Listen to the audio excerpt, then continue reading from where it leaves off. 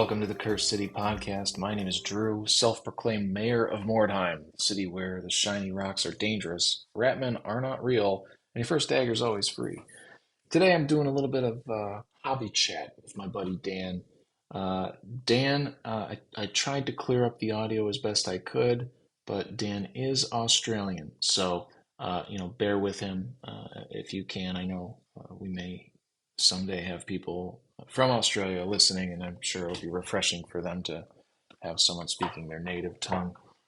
Um, we get into a little bit of hobby history for each of us, and what we love about the game Mordheim, some of the things that pique our interest there, and to talk a little bit about the campaign that we kind of met each other at, and go into some detail there. So, hope you enjoy it. Let's get into it. Why don't we just start basic introduction, who you are and what got you into hobbying and how long you've been doing it. You wanna start with that? Sure, yeah. I'm Dan. I currently live in Tampa, but born in Australia. Oh. We where I lived in a place called Newcastle. There was this shop that I would go into all the time. They weren't very original, but they were called the Game Shop. Uh, they had Straight to the all point. kinds of games and puzzles and all that sort of stuff. But I'm sorry, what was that? Straight to the point. I like it. Yeah, it was Mm. like, but I would go in there and I would hang out and I'm sure bother the guy that was running it and I'd keep taking stuff off the shelves and asking questions and whatnot. Um, and they had a whole wall of Citadel games. Mostly back then it was fantasy and the early stages of 40K. I think it was like third edition. So this was like the mid 90s. Um, I think before that, when I was a little kid, I got Warhammer Quest, not Warhammer Quest, sorry, Hero Quest. Mhm. Um, and I really wasn't a good at interpreting the rules. I could read the words, but it didn't really make sense to me. So I ended up just making up my own rules and just having my own little game of it, which was kind of fun. Oh, cool. Um, and then yeah, when I think it would have been I actually looked this up because I couldn't remember, getting old, so Yeah. couldn't remember what year it was. But 1997 was when Gorka Morka was released. And I remember getting that for Christmas of 97. Um, and there was a Games Workshop store as well in the same town that I lived in. I went in there to play it, to do a demo with it, and it was such fun because it Yeah. was crazy random things that only orcs can really, pull off. But yeah, it was a lot of fun. It was they really get into character and getting really like narrative driven in the store when you go into play. Like they tell you all about the background of orcs and how they act and what they think and all that sort of stuff. And I just thought it was an absolute hoot. Um One of the most fun things I can remember doing as a kid. And yeah, I got Gorka Morka that year. I saved up all my pocket money and kept getting things like the rocket buggy as got some extra bits and pieces, and then I would hack stuff up as well because I was kind of interested in really making stuff my own. And I made this like armored carrier kind of thing out of bits and pieces left over from a couple of boxes. But yeah, that was my intro to hobbying. Um, I think before that I would assemble tanks and planes and other World War II um hobby kits, but you never really played with them in the same Right. way that you could with all the Citadel miniatures. So yeah, that was my intro to hobbying. That's very cool. Yeah, Yeah. I had a similar, I guess, sort of hobbying transition. It sounds like I had when I was really young, I was always into those model kits, right? I mean, Mm. I still remember going to grandma's house up in Minnesota, don't you know? And I think it was Christmas, must have been Christmas. I got an Apache helicopter model kit. And it was the most complicated and advanced plastic model kit that I had ever seen.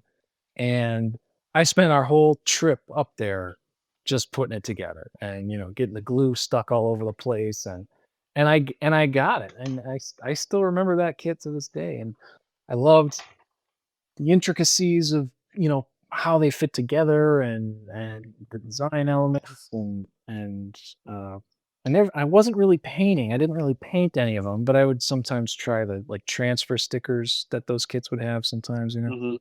Yep. Um I did try to break out the Testors paints, Testors oil paints, once or twice and just never got into them and made just a big mess and they're a pain to clean and everything. And that was kind of that. And then I had I had a buddy that moved into my neighborhood. This is when I'm a little older. I'm probably like a freshman in high school, whatever that was.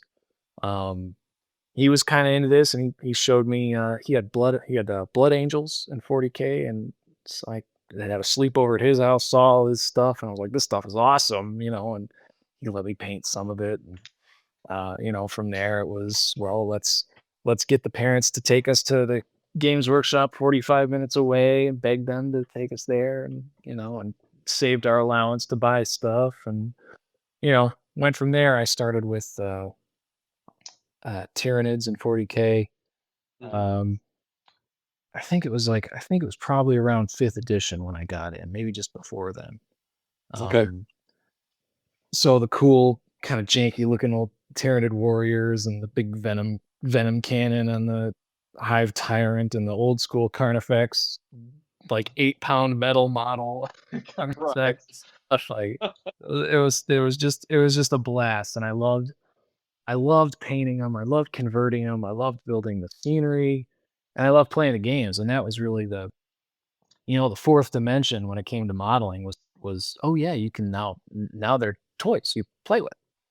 Um, and that had another friend move into town and he got into it and his whole family got into it. And then we started exploring the other games like Battlefleet Gothic, Warhammer Fantasy. Back then I had a little vampire counts thing going there and then we found Mordheim.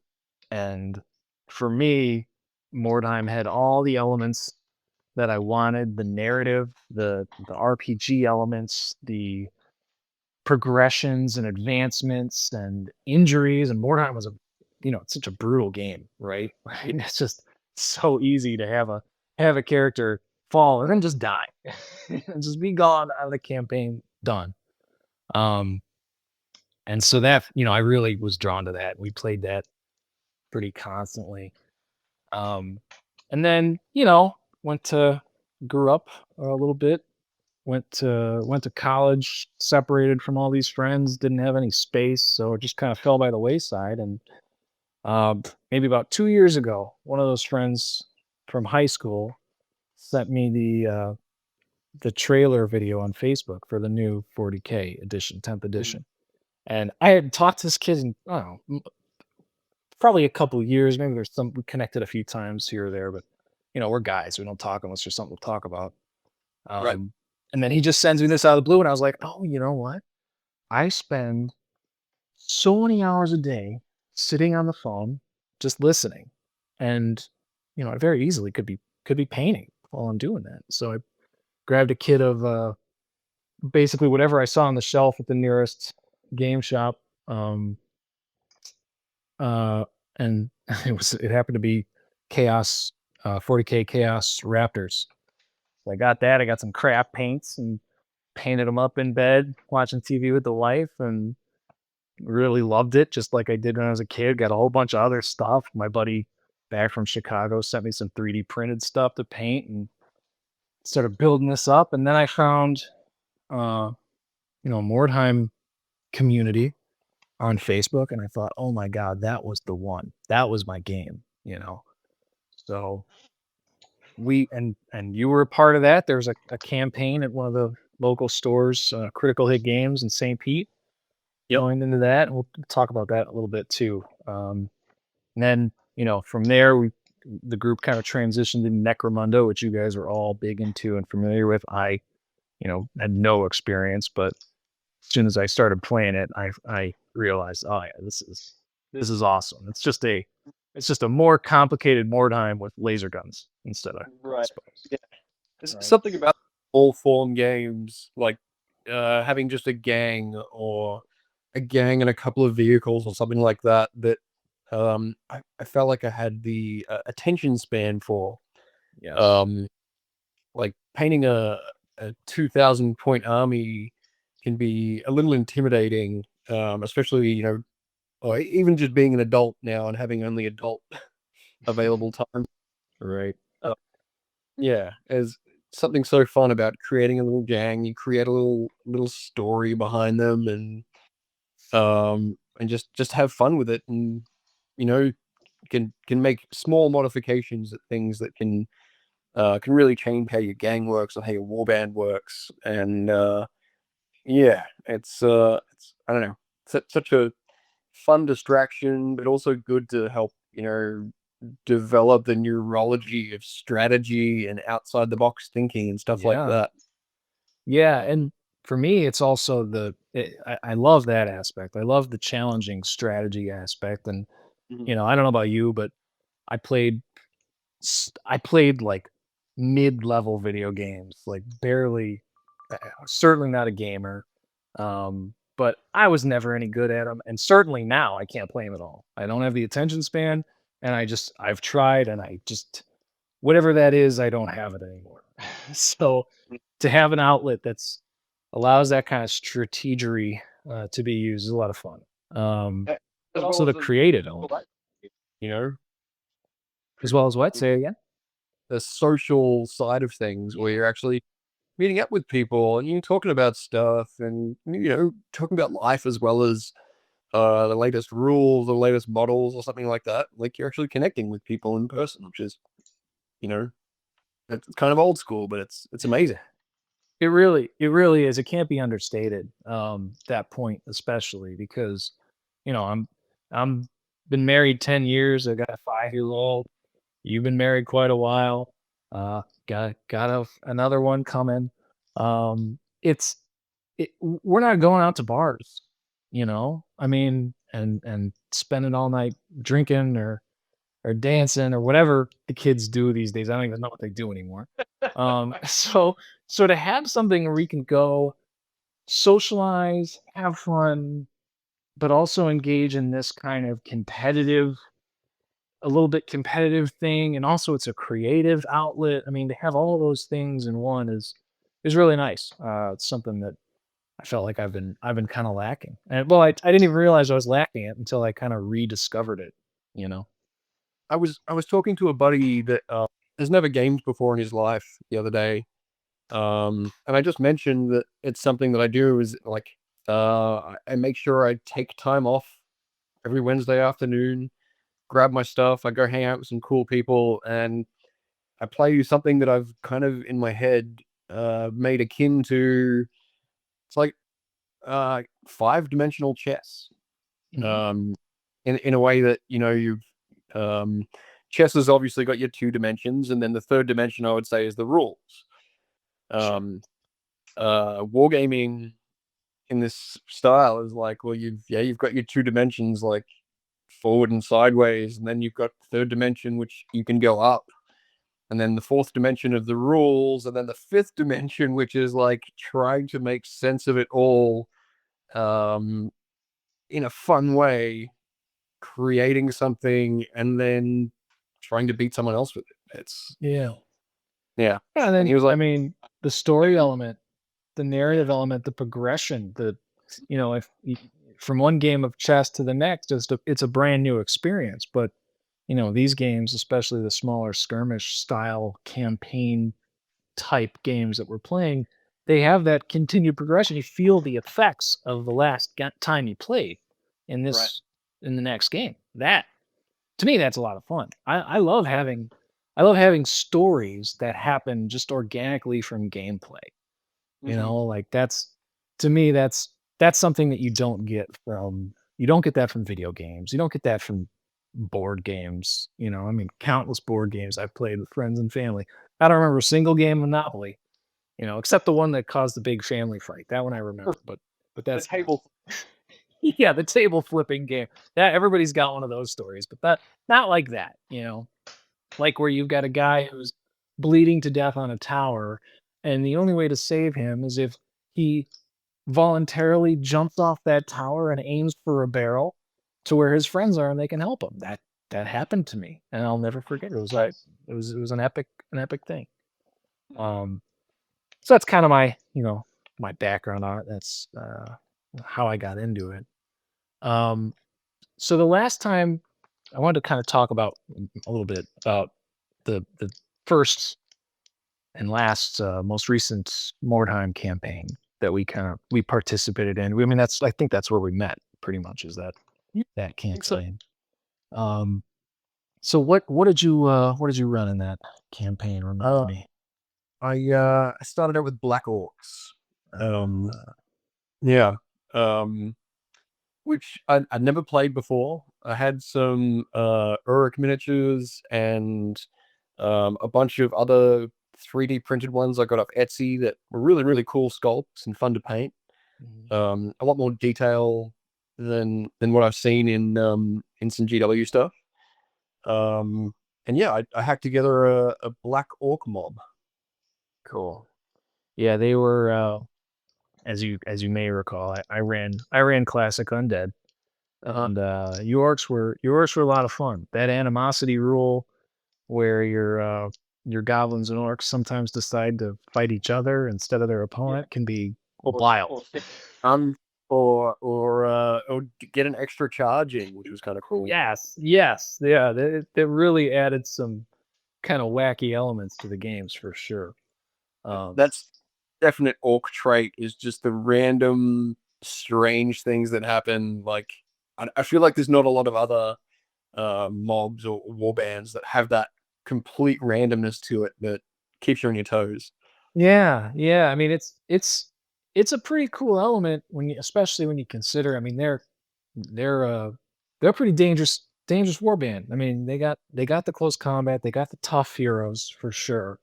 They've even got, you know, y- you used black orcs, so you didn't have any goblins, right? You just had the And non-black orcs.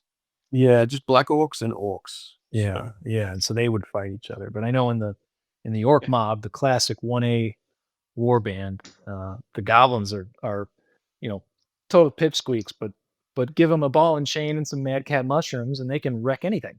you get Kill themselves, but they'll take you out too, or they'll take out their own warband. That can happen as well. right. And I think one of the other guys did run orcs and had some what are they called? When they have the ball and chain, they're called something. They're Oh yeah, uh fanatics. Is that it? Goblin fanatic. yes, goblin All fanatics. right, all right. Yeah, I think I pulled that out of nowhere. Um, yeah, those are awesome. I remember running those back when I was a kid. I had an orchid goblin band, and I had two of those fanatics. Just, I mean, you know, they they almost never did anything, but every time I turned one of them on, it was always a bit of a butthole clench for the opponent, because that thing, if it happened to go where I wanted it to go, it was going to do some real work. And they operate on a scatter movement, don't they? Yeah, yeah. I think you get to pick. You pick when they start spinning. You can pick that movement, that first movement, and if it's not enough, or if you get into combat and kill the guy, then it scatters. And I'm pretty sure if you move into terrain, the goblin dies. If it moves into a friendly fighter, it kills them. Like just brutal madness, which is perfect Right. for an orc warband for sure. Um, when we played that campaign, we had just a handful of games, I feel like, and it felt like some nights we showed up and it was really just you and me. We played each other probably more than anybody played anybody else in that Well, yeah. campaign. And then of course Old World came out, so Yes. that really pulled away a lot of players that were into Mordheim. Yeah. Um, and that was when we changed it up again, and ended up switching up warbands and just playing our own little mini campaign. Yeah, yeah. Because I don't know if you had the same kind of feeling, but I still wanted some variety. I wanted to have the experience of playing multiple games against multiple opponents, and so it was just we weren't getting our fill. It almost was turning into a monogamous relationship, which I'm not looking for when I'm wargaming. So so I'm looking to swing.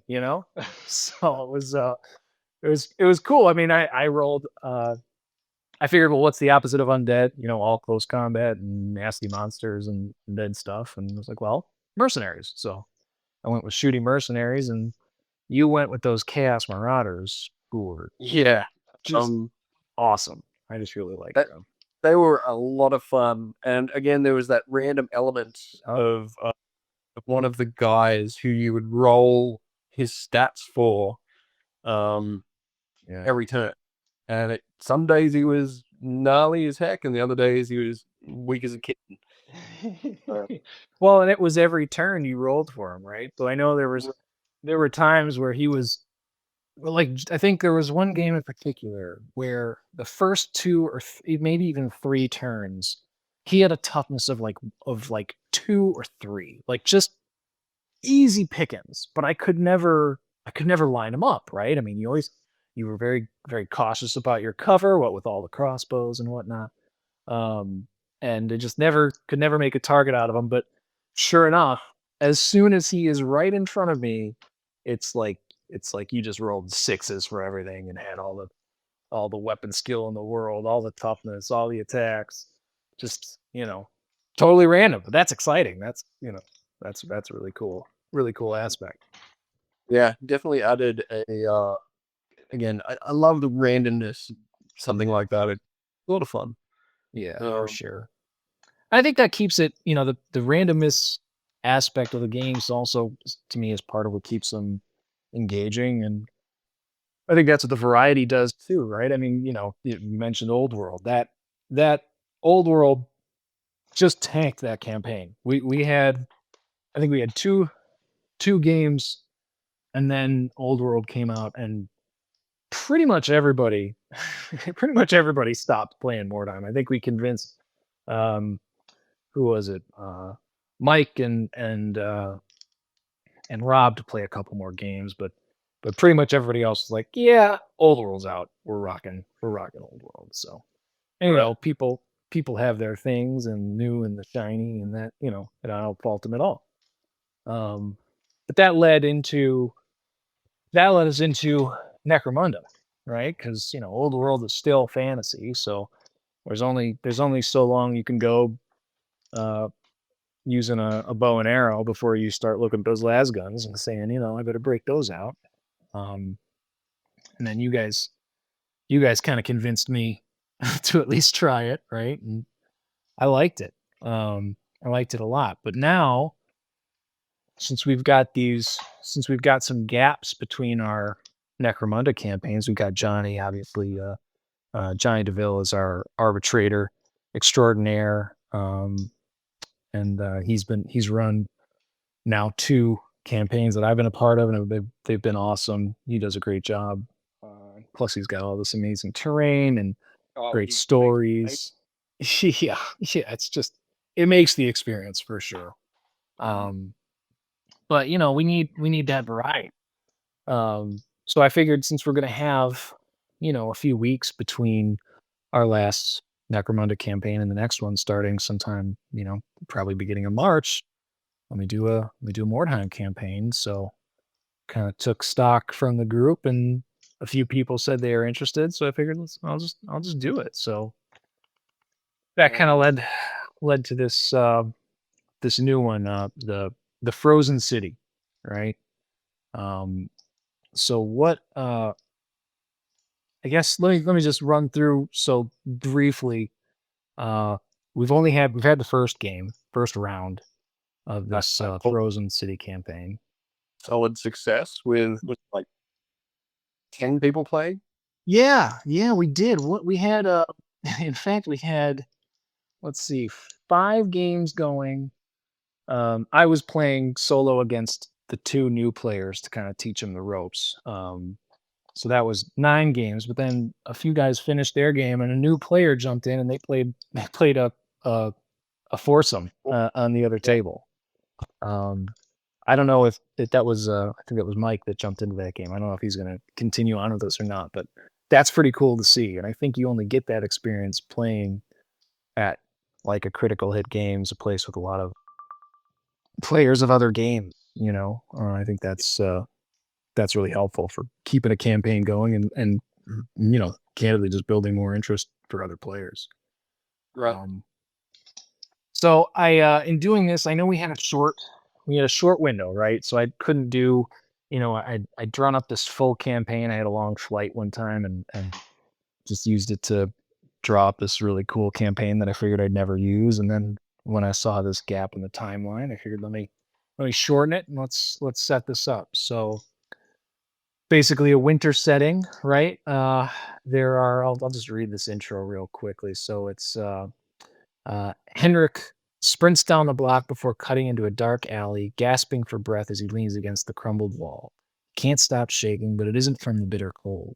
After a moment, he peers back out around the corner, but sees only the empty, ruined streets. He doesn't stop for long, running further down the alley in the direction of the south gate of the city of Mordheim. As winter descends upon Mordheim, warbands brave the biting cold and haunted streets in search of Weirdstone, treasures, and glory. But the deeper they venture into the city, the more they uncover about the dark curse gripping it. So I'm not taking any voice acting lessons. I don't know if you can tell or not, but that's what I can do. So it was just first game in any campaign should always be Weirdstone on it, right? Set everybody up right. Need to make. Say it again. I said need to make bank. So. Yeah, you got to make bank. Yeah, especially early. Give them something to hold on to. So what are you rolling with in this new campaign? So I love the minis from the Warcry set, Red Harvest. There's the what are they called? The Dark Oath Savages. I had those guys as the Marauders of Chaos, which really fit. And the Tarantulas brood that are like spidery chaos dudes. And I'm using them as Druchi, which is Dark Elves. Yeah. Karkaman, right? That's your Karkaman, Cardamon, Karma Chameleon. That's something like that. Something like that, yeah. Yeah. You gotta have fun with it. Yeah, it's gotta be thematic, yeah. But yeah, the Tarantulas brood, great minis for this. Using like the spider miniatures as like critters for the Beastmaster. They'll put really cool, spiky, spidery looking armor. So yeah, it's neat. And my first game, gosh, I've only met the gentleman once. Rob or Tom? You played against Rob and his Nurgle, right? Which Rob is such an excellent painter, man. I love seeing the stuff he brings. Oh, he's a Carnival of Chaos is what he's got. Oh, Carnival of Chaos. Yeah. Right. And I don't think I've ever played against Carnival of Chaos. Like I've played against the regular Chaos guys, but never a Carnival of Chaos. So I didn't really know what to expect. But yeah, it was. I kind of hung back. I was a little bit tentative. Like I didn't want to just get guys into charge range and then get smashed by things that I have no idea what they're doing. So right. I kind of set my guys up in a row across the back. Made sure that my guys with repeater crossbows could get somewhere in the first turn to make decent use of them. Yeah, I think I got a couple of really lucky dice rolls as well. So a few critical hits early on, one with the repeater crossbows, and then a couple of others on some key characters of his that saw me winning this one. Yeah, nice. And it was like I think I took out 3 or 4 of his guys in the second or third turn, which meant that he had a tough bottle roll to get through, which he didn't make. So Mm. not only did I get a bunch of Weirdstone or Warpstone like super early, but I also took what was left on the field. And one of the cool things about Druchii is their like Fey affinity. So during their exploration, they always get +1 Weirdstone. Oh, wow. So I ended up with like 9 Weirdstone out of the first match. Oh Nobody got boy. taken on my team at all. Nobody got like even pinned, I don't think. Like no one got knocked down. Yeah. And I managed to take out 4 of his guys and killed one of them. So I feel like And my warband is gonna be a force to be reckoned with. One of the guys with the repeater crossbows got the lad's got talent, so now I have oh boy. a full thing of 6 heroes. Um, I was able to replace the guy that got leveled up, so I've still got a couple of guys with repeaters, and then I picked up a witch elf as well, which um, frenzy. So Mm. Hmm. 5 movement and frenzy and a decent weapon skill to start with. I think I'm just gonna try to stack up as many of those guys as I can. Yeah. Um, Is yeah, that warband balanced as far as close combat and ranged goes? Or I mean, I hear you mentioning repeater crossbows, but I'm otherwise unfamiliar. yeah. I'd say they're more close combat. Yeah. They have a magic user.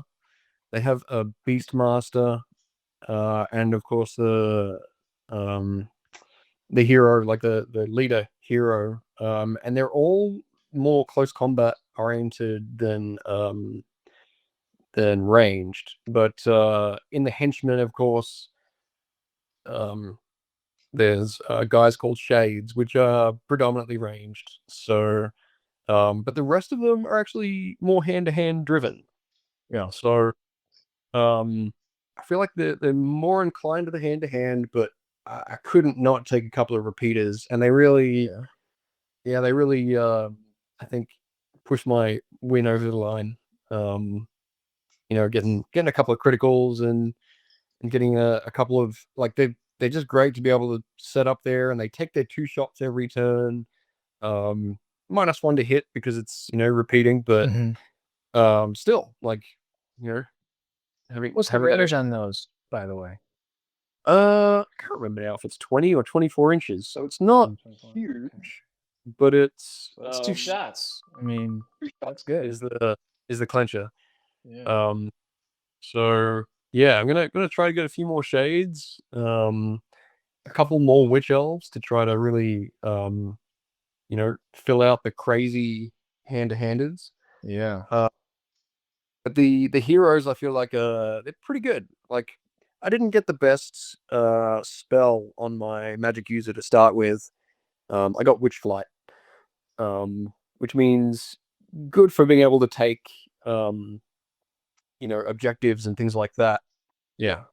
A lot of movement in there quickly, but they're Um, only 3 weapon skills. So, and I mean, all of my guys are kind of weak. The highest toughness they can ever get is 3. So I feel like taking advantage of that extra movement, taking advantage of the repeating crossbows, and being able to get in and out of things quickly is going to be my saving grace, I think. Sure. What about first impressions of the Carnival of Chaos? I haven't played against or with either warband. Um, it took me a couple of goes to like because he had miniatures from a different manufacturer, a different maker. I wasn't sure what all of them were or how nasty they were going to be.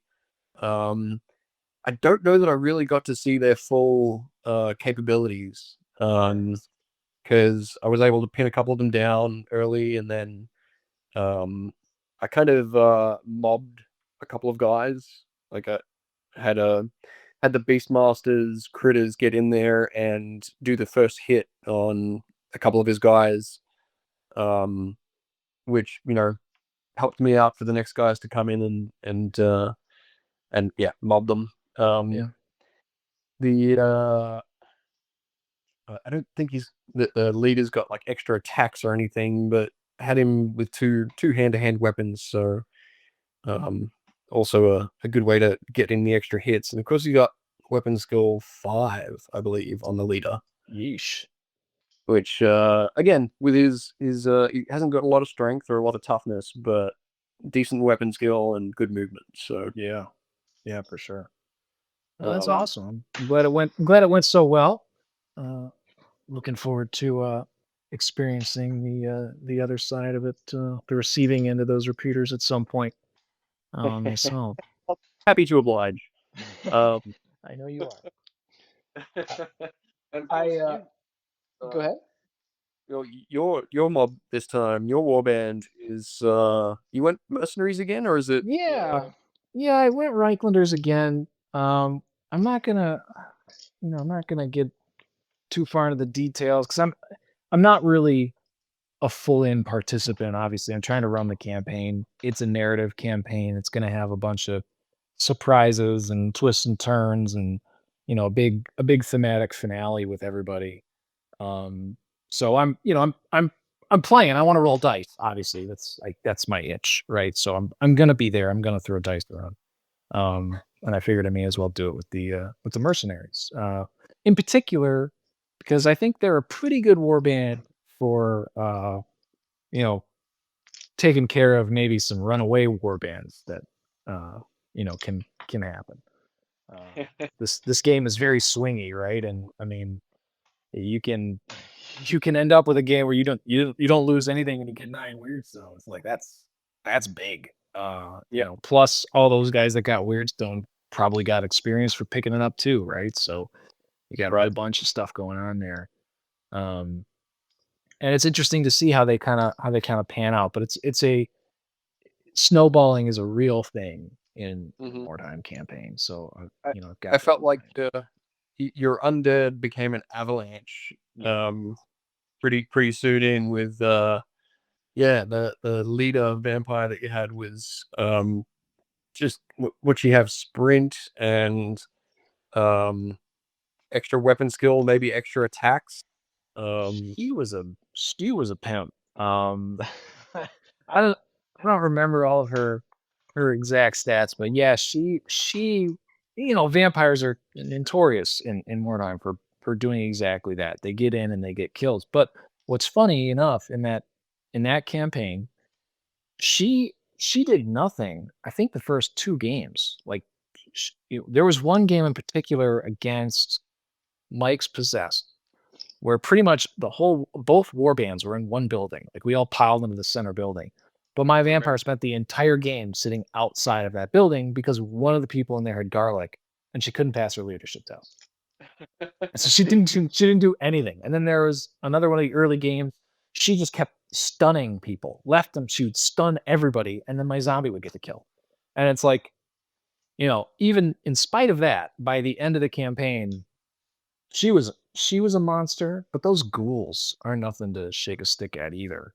I mean, No, the fear thing is fear is big. huge. Fear 2 attacks. And yeah, low weapon skill, low-ish weapon skill, and same with zombies, but you gotta remember in Mordheim, you're hitting in close combat, you're hitting on a 4, 5, a 3, 4, or a 5.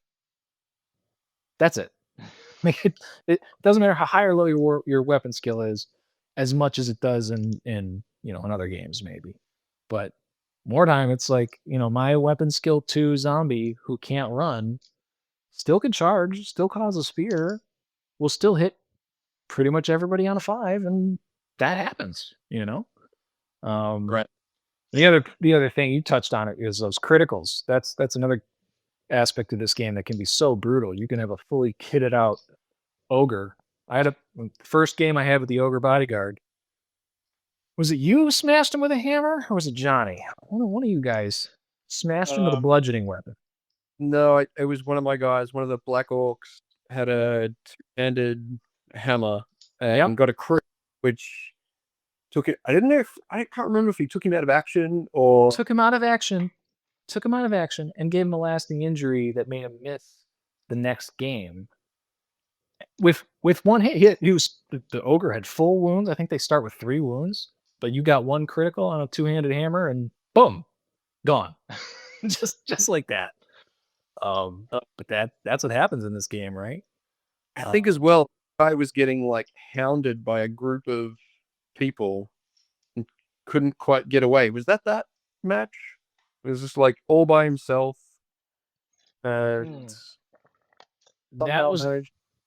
we could actually, funny enough, we could check the Facebook page because I wrote a summary about it. But I think this is one where I split up because there was 3 of us, 3 players, and I sent my ogre and I think the vampire too up your side because I thought this guy's going to be the biggest problem. And sure enough, first round of combat, goodbye ogre. Well, okay, well, all right. I think my guy also had a strongman skill, which Yeah, takes away the negative side of two-handed weapons. So which is yeah, huge. Yeah, that's a big deal. In my game, I faced off, like I said, against Jake and Victoria, are 2 new players to Mordheim. Jake's running with the Skaven, and Victoria's got the undead. And to kind of balance it, I just because I didn't want to do the underdog rules. I wanted it to be still like an actual fun game. I didn't want to just hide and do nothing. So I was like, I'll just add an ogre bodyguard to my warband and make it even Steven. We'll just go from there. And so that's what we did. Unfortunately, I didn't realize it's been a while since I played. I didn't realize that my 2 marksman entries on my warband sheet were actually 2 groups of 2. So I had 2 fewer marksmen than I was supposed to have, and it was tough. I got I got swarmed pretty quickly. My shooting was incredibly inefficient. I couldn't hit anybody.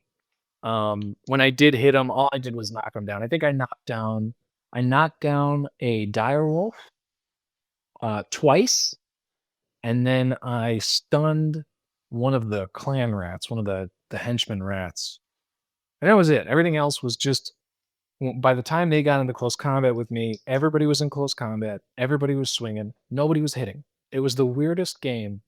There's like There were like 30 models on the table, but nobody was going out of action. I think there was only one out of action, and it was a zombie that went out.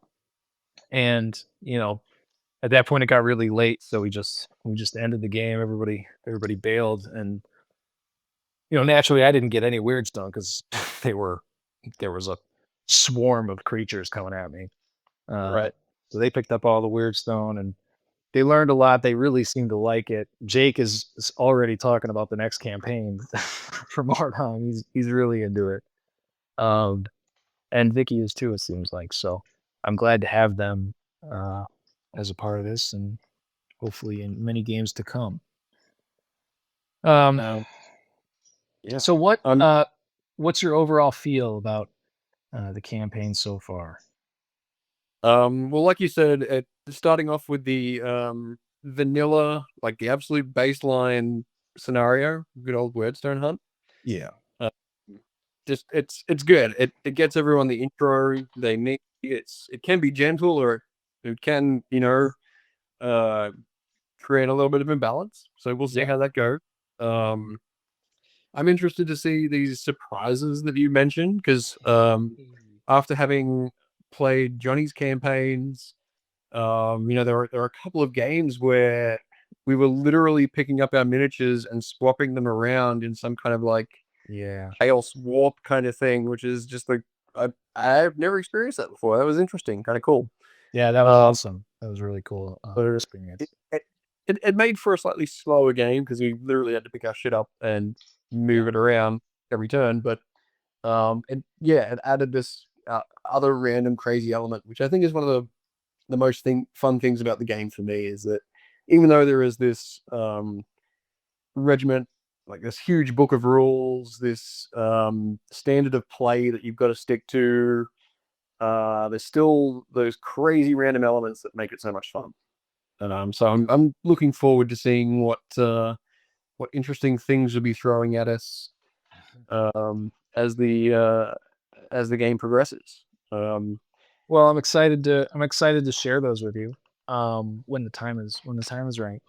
Ooh, As you know, I attended this full campaign was a nine game campaign, so I had to shorten it to 6 games and then a finale game, and then also a bunch of the games that I removed from this campaign were the ones that had a bunch of like special rules and you know kind of candidly kind of the narrative stuff, because we have a bunch of new players and we have a bunch of players who just haven't played Mordheim very often.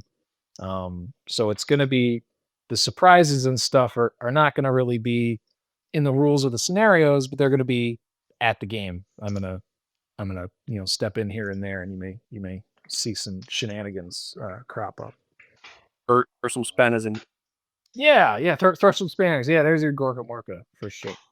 Um, what's funny is I heard you mention pinning a few times, and that's something that I noticed.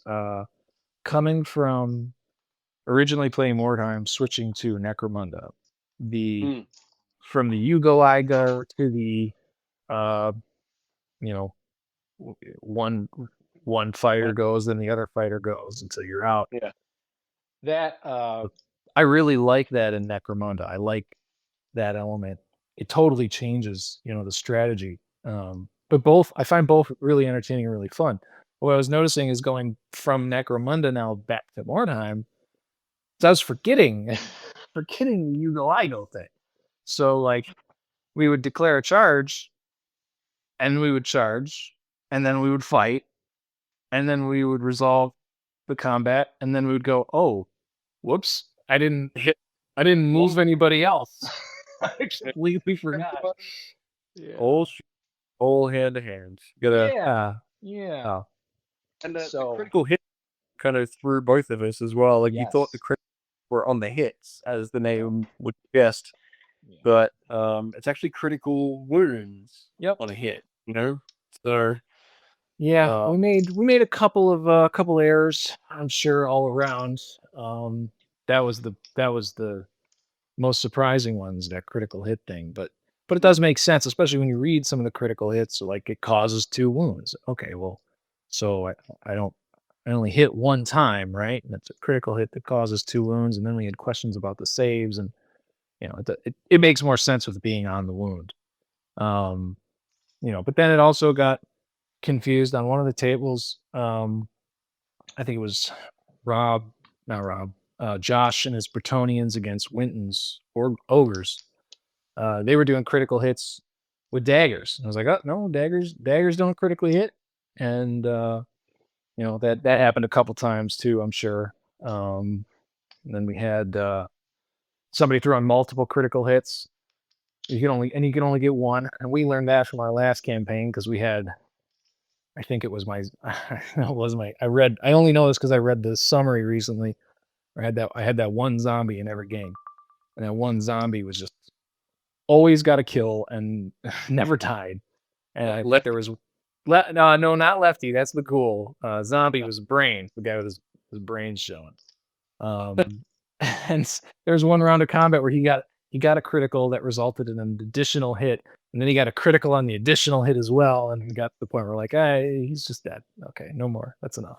So it was a zombie ninja. It kept getting multiple strikes. Um, so it's interesting, the rules transition. Were there any other rules transitions issues that you guys came across in your game? Um, gosh, I feel like there was something. Neither of us seemed to be able to pull off any magic. Um, Mm, which I think that might have got Rob like saved a little bit, but yeah.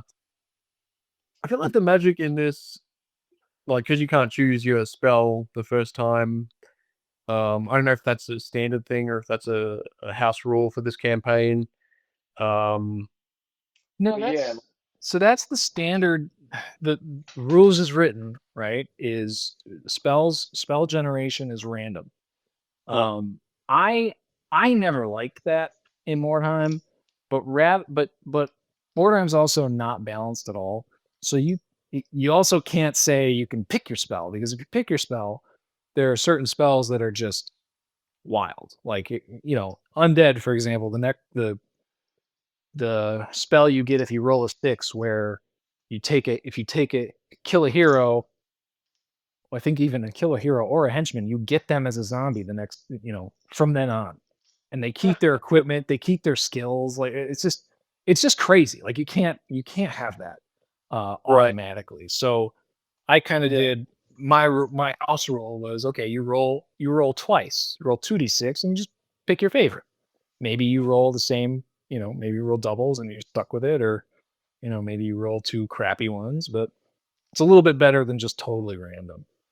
Right. Um, so But something about the magic feels a little unbalanced anyway in Mordheim, and it's like your spell is either amazing, will take a guy off the field just like that, Yeah. or it's kind of crappy and does nothing. yeah, Um, or it's totally useless. Yeah, and I get that with Necromunda. They've got the weird powers. I don't think we've had anybody using a weird power yet in two uh, campaigns, have we? maybe Spencer last time as the Gene Stealer cult. I think he was pulling off Uh, some psycho. oh, okay.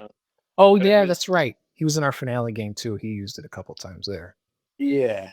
Um, and gosh, that was he ended up using it to take out the objective, or attempting to take out the objective character, with one of my guys. Yeah, Uh, yeah, I remember that. It was awesome. He's like, because he didn't have a gun that could hurt it, so he's like, "Well, you do. I'll just make you Yeah. do it." right. That was perfect. That's shenanigans. I love it. Fire blew him up a couple of times, and Yeah. really, it was good. Yeah. But not how I would generally expect psycho powers or magic to be used. So no, that's kind of Okay. Yeah. Well, this is one of those where we don't because it's not a very long campaign.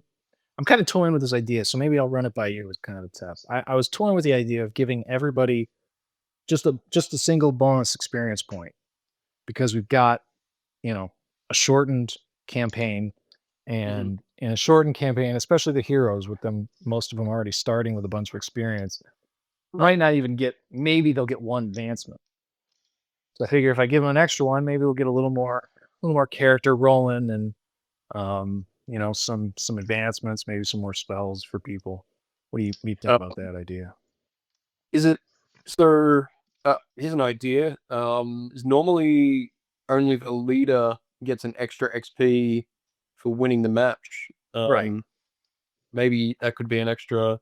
Like everyone could get an extra XP for any win. But then again, that could also lead to another avalanche. That'll snowball, yeah. If anything, maybe give an extra XP to everybody on the losing side. Help them out a little bit. Like in my game, like I said, I got everybody got one experience, except for I did have a hero take out that one zombie. Um, but like I said, we got no weird stone at all. So it's just gonna be that's how it goes, and Mm. and we had those games where I had my Reichlanders and you had your Chaos Marauders, where we had to get in a building, and I was like, "Nah, I don't. Nope. You can be in that building. I, I got nothing. I got nothing for you up close. Uh, But you Chief would just Sierras can get swing." to the windows of Oh yeah, said building. Um, yeah, yeah. yeah. I was always looking for windows, and I will still be. Um, And it worked yeah, out for you some too. Like, it did. Yeah, yeah. I mean, you. I'm pretty sure you won the first two games. One of them was almost certainly just because it was that you got to be in the buildings, and you were in all the buildings. right. And if I I think I, entered any of those buildings, I'd have died immediately. I think I also lost my leader within the first or second match, and he was dead, dead. Uh, which yeah, it kind of slowed my warband down a bit. Sure. They're much bigger, so Yeah, that'll do it. That'll take the wind out of your sails for sure. yeah. Because yeah, you're right. Then I won. I know I won. I think the next two, at least the next one. Um, so yeah, it's a swingy game. It's a brutal game, and criticals are critical.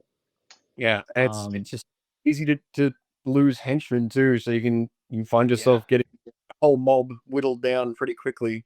yeah, yeah, for sure. Um, that was my biggest problem. That was my only problem, I should say, with that undead warband is every single game. It felt like I lost at least one direwolf. Boom, that's 50 gold. Like that's you rarely make 50 gold in a single game. So I kind of had a even though I was winning games, I had this like I never had any additional equipment. I never got anything cool uh until like the very end because I was always just replacing this dog. It just kept dying. But it was so so expensive, but it's really hard to say no to an 18-inch charge, you know? So With fear. yeah. With fear is it. Yeah, with theory. Yeah, for sure. Um, So before we kind of wrap up, figure we should do this is something I kind of I'm stealing a bunch of ideas here from Gilder's Ford Radio. I don't do you listen to them at all? I listened to a couple of episodes, but it's been a while. I my my child has been listening to stories on Spotify, which means I don't listen to Spotify anymore. So I had to find something else, and so I started that particular podcast. It's great. I love the dynamic. I love the narratives that they've got. I love their rules conversations, and I think it's really cool. Um, and they always they always talk about their hobbying, what they're kind of working on. So what are you working on? Whether it's for this campaign, uh, developing the band you've got, or for the next game or campaign or whatever it is that Uh, you're doing. I've always got about 3 or 4 projects going at any one time. Oh, At the moment, I think the main focus is getting the gang together for the next Necromunda campaign.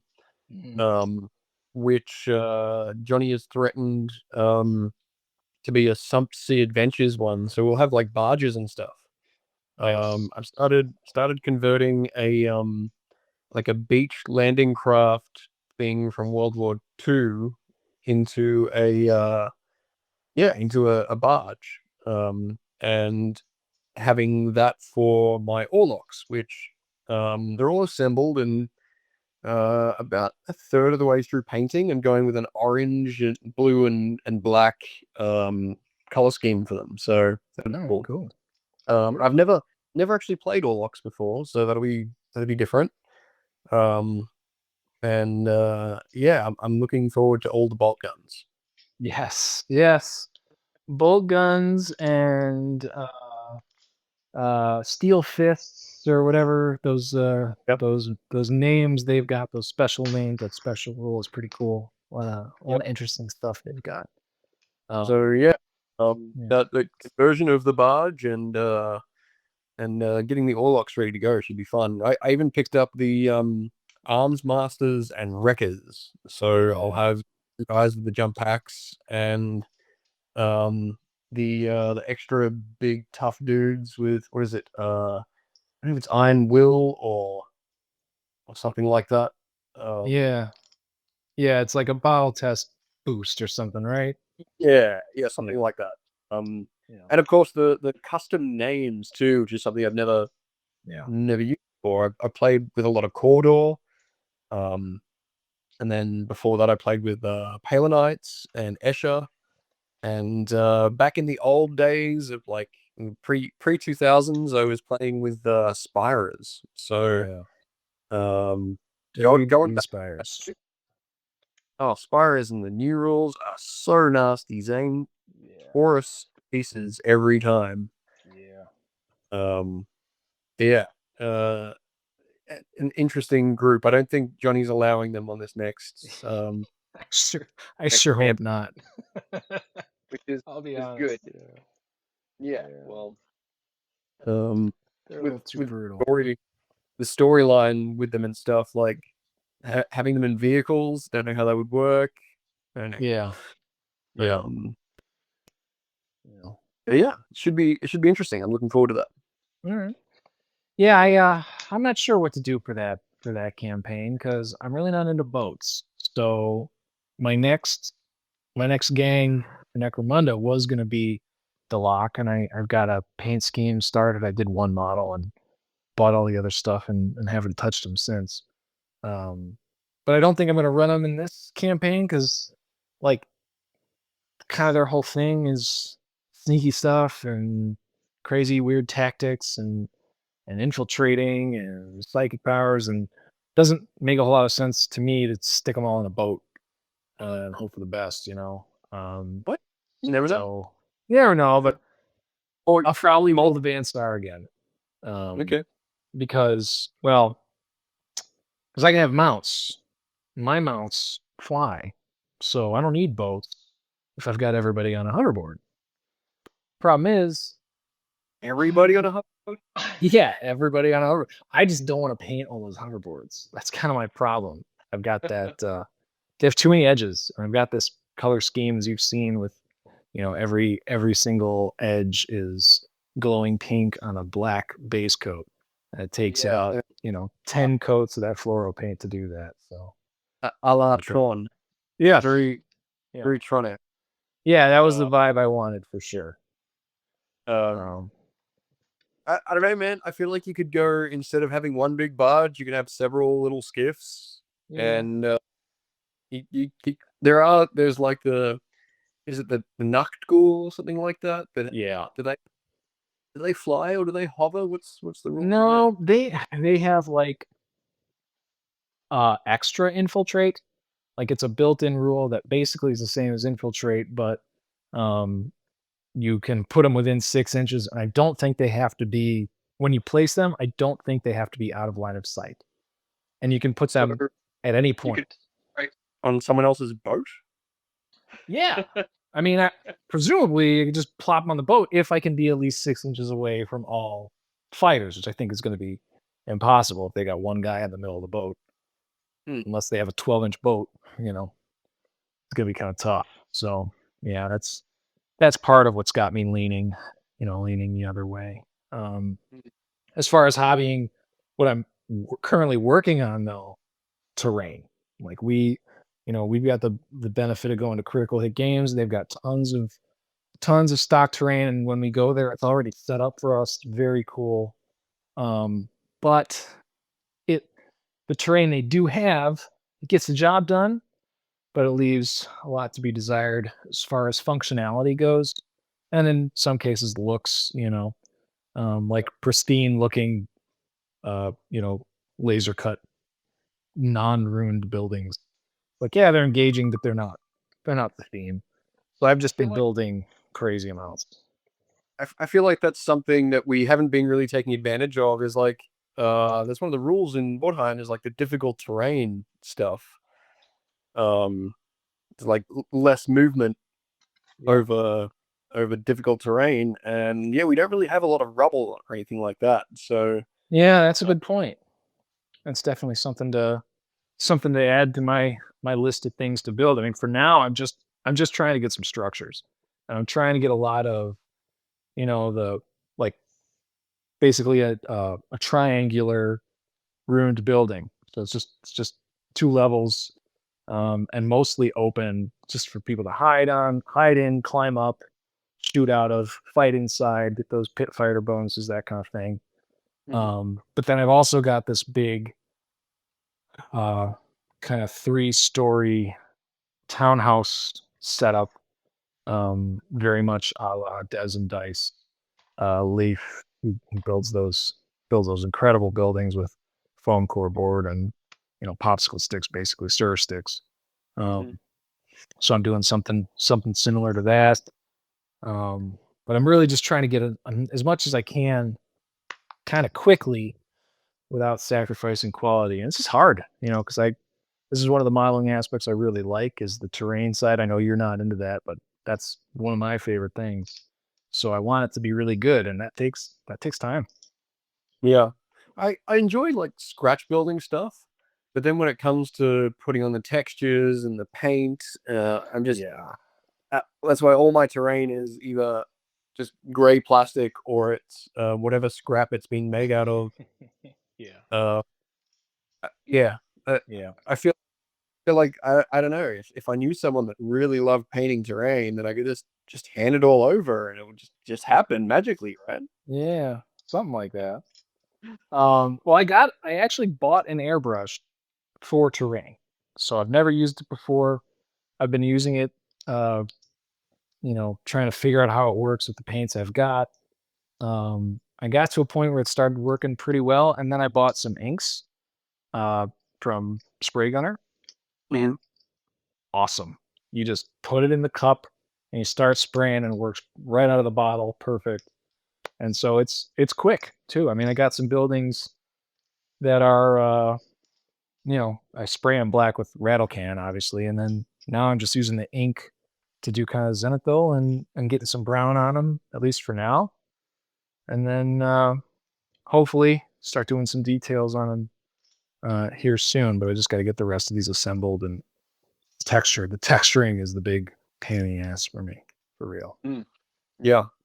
Yeah. I'm still always just as happy to play on broken up bits of styrofoam, Yeah. Yeah. cola cans, just Yeah. whatever's going to work to set up and block off some sight lines, and Well, uh, you know me. I mean, I'm the garbage king when it comes to terrain. Like I set up built that entire Necromunda table worth of garbage in a couple hours. And that's perfect for me, for you.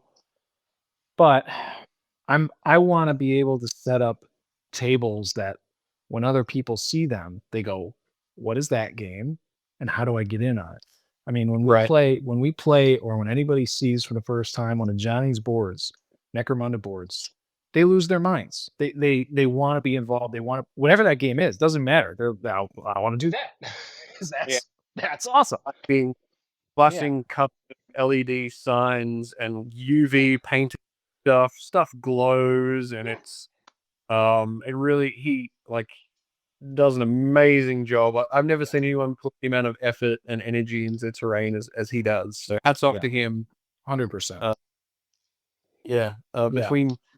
between working and running business and finding time to actually do any modeling or any hobby stuff at all, I'm just like I'm down to all right. Well, what do I need to do to get to the next Yeah. games? Yeah. Well, and see, I'm very similar in that regard. You know, we have a holiday break where nobody can game. Everybody's got family stuff going on. It's like that is the point in time where I most need a night of 3 or 4 hours of just shooting the shit and rolling dice. Right. So for me, I know I could call you up, be like, "Hey, let's throw some garbage on my poker table and play a game of whatever." Um, Yeah. but for this, I want to get more engagement. They're trying to build up the gaming side of Spray Gunner, so they don't have the same level of terrain availability as Critical Hit Games does. So I want to be able to bring that and say, look, I've got 2, 3 tables worth of excellent Mordheim terrain. Anybody sees it that's ever touched a tabletop war game is going to be like, what is that? They're drawn to it. So, Right. I'm fine playing on garbage, but I want to also have that other level of, experience for people. Mm. I've got it on order, but I'm yet to receive it. I'm very interested to see what the pre-painted Snot Goblin Yes. terrain like. Love the idea of modular stuff like that, and if it saves me a whole bunch of hours that I can either put into gaming or into the next warband, then yeah, it Yeah, certainly no, works out. I'm into that for sure. I think that's a really cool, really interesting. It was a Kickstarter, right?